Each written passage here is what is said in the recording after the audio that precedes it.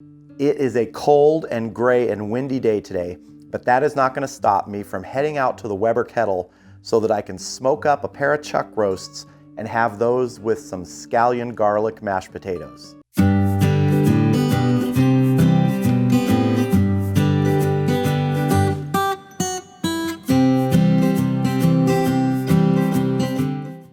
So what we're working with today are two 3 3/4 pound USDA choice chuck roasts.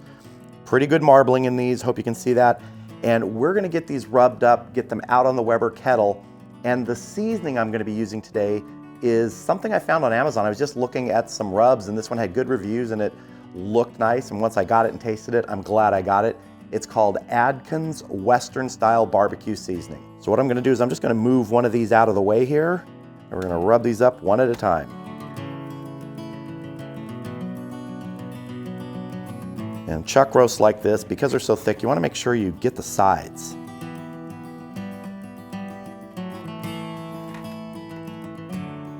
We're gonna be smoking this with pecan wood today, out on the Weber Kettle. I almost went with mesquite, but I decided I wanted a little bit more of a milder flavor because I wanna really taste this rub today, see how it does. That's looking good. I'm gonna get the other one rubbed up and we'll head out to the Weber Kettle.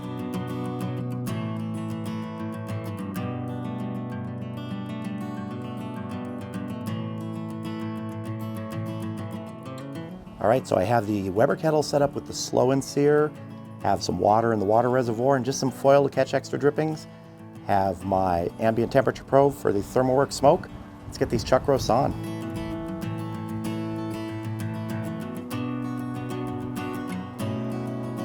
Go ahead and get a temperature probe in here. That's good, that's showing 38 degrees. These were coming right out of the refrigerator, nice and cold. Let's try and give them a little bit of airspace so they're not completely touching, but they will shrink up a little bit. I'm gonna go ahead and get some pecan wood on here for some smoke today. One piece for now, one piece for later. All right, we're gonna go ahead and get our lid on, get smoking. So the slow and sear generally runs somewhere in the 275 to 300 degree range. Because it's cold and windy and a little bit damp today, I'm gonna be playing with the vents, so telling you one setting is not gonna work for the entire day. They're both starting off, both bottom vent and top vent, at about 2/3 open, but I'm pretty sure I'm gonna have to adjust those throughout the day. Now we're gonna take these chuck roasts to about 160 degrees internal and then we're gonna wrap them in foil. We'll decide then if we need to add any moisture when we wrap them. We'll see. Ultimately, they're gonna finish up at a temperature somewhere in the 200 degree range, but really it's about tenderness. Are they probe tender? Do they feel like they're gonna slice nicely? Because we almost want sort of a sliced pot roast consistency to this at the end. We want that tenderness, but with a little bit of body. Almost like a good piece of brisket. And that's why a lot of times you'll hear people refer to chuck roast as sort of the poor man's brisket because you can get very similar results. So we're just gonna let this smoke with that pecan wood. Bring it back here in a couple hours when we check it.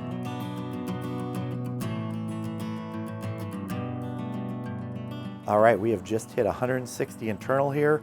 It's actually been about 2 hours and 20 minutes. I let it ride past 2 hours because it was getting close to that 160, so we're there. Let's take a look at these.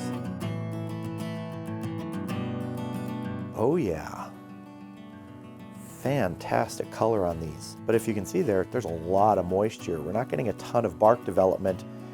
There's just so much moisture in the air today. I've been playing with the vents the entire time with the wind, so we're not getting that bark development, but those are looking fantastic.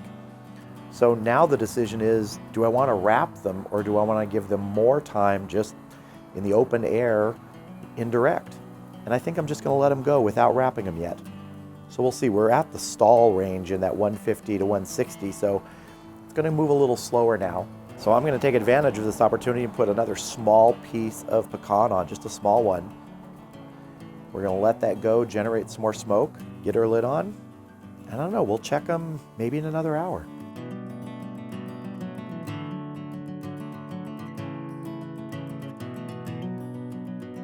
All right, we've been going another hour and we've moved 4 degrees. So we're in the stall. It's time to wrap these. Just absolutely gorgeous color on these. All right, I'm gonna get these off. We're gonna wrap them.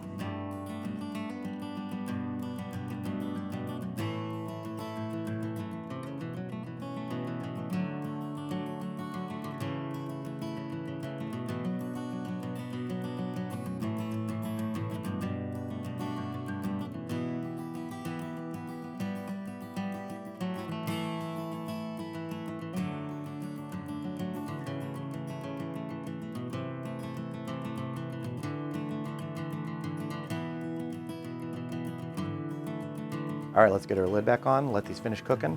We'll check them when we're in that 195-ish range.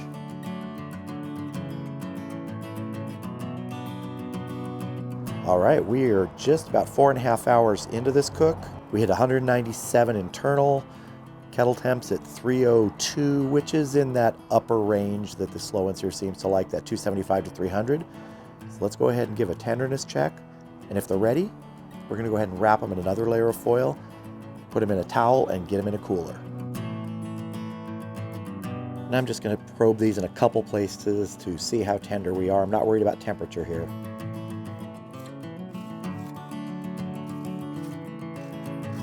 You know, slight amount of resistance.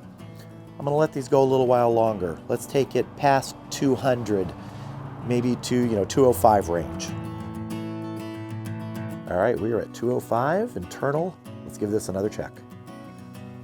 And that took an additional 15 minutes to reach that 205. Let's see. Much better.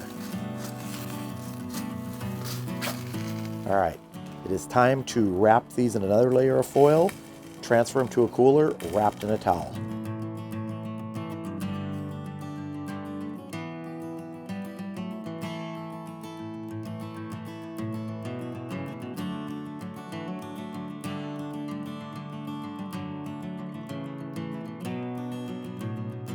I just have an old towel here, both of these there. Wrap them up. I'm gonna take this, put it in our cooler, close it up. Those chuck roasts are gonna rest in that cooler for an hour, wrapped in that foil and that towel, while we get our scallion garlic mashed potatoes ready. So our chuck roasts have about 15-20 minutes left to rest in the cooler there. That'll be a full hour. And I wanna go ahead and get our scallion garlic mashed potatoes ready. Now, we went ahead and boiled up about 1.5 pounds of small red potatoes. The skin is left on them. That's how I like my mashed potatoes, sort of that more rustic feel to them. If you don't want them that way, you can obviously remove the skins, make them creamier, whip them up if you want. So first, I'm just gonna start breaking down these potatoes.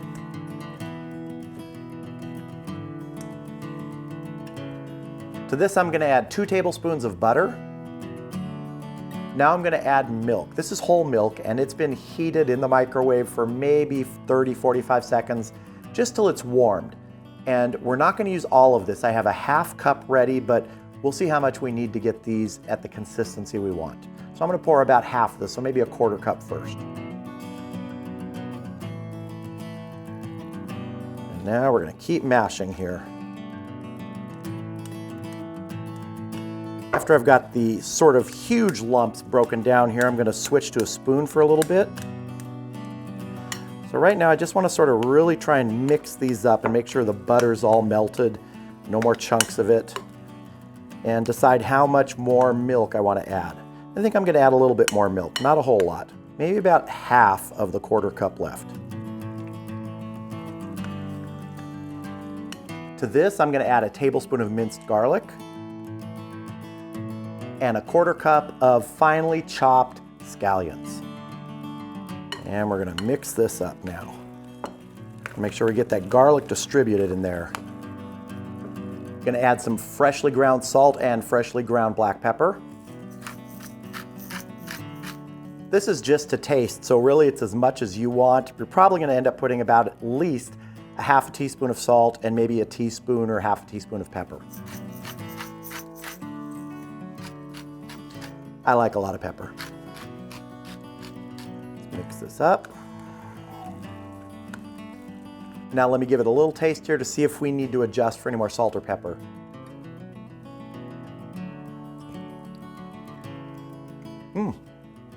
That's good, but it does need a little more salt.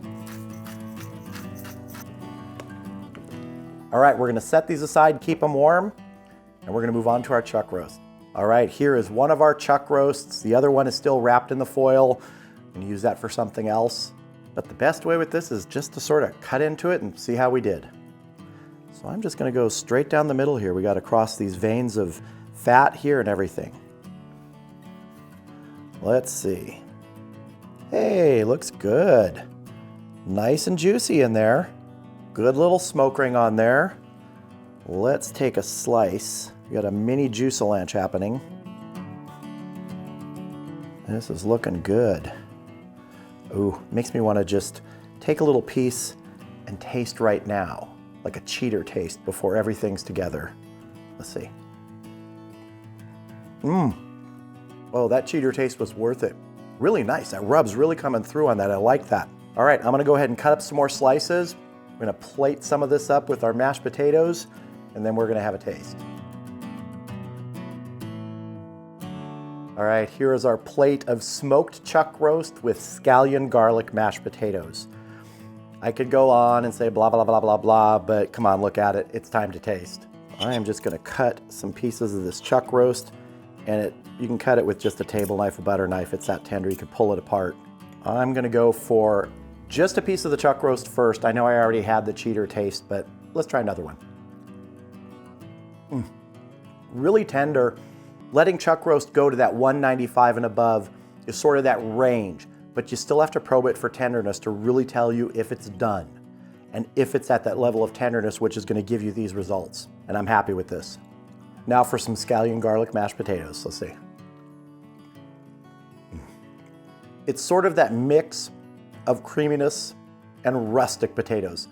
With the skin there, a little bit chunky, but you do get sort of that whipped potato sensation as you're eating this because we did sort of whip it up pretty good with that spoon. Adding the milk and butter obviously doesn't hurt, but this is a perfect accompaniment to any chuck roast you smoke out on the grill or the kettle. Great garlic flavor in those potatoes, great flavor from the scallions, and it wouldn't be right if I didn't taste them together with the chuck roast, so let's see.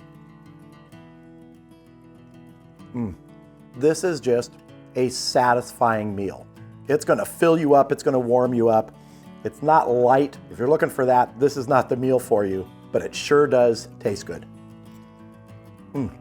So if you like chuck roast, also known as the poor man's brisket, go ahead and pair it up with some great mashed potatoes. Garlic is always a great thing to add to that. So are scallions. And in under 6 hours, including rest time, you're gonna have a fantastic meal, fantastic side dish, and people will be coming back for seconds, thirds, and fourths.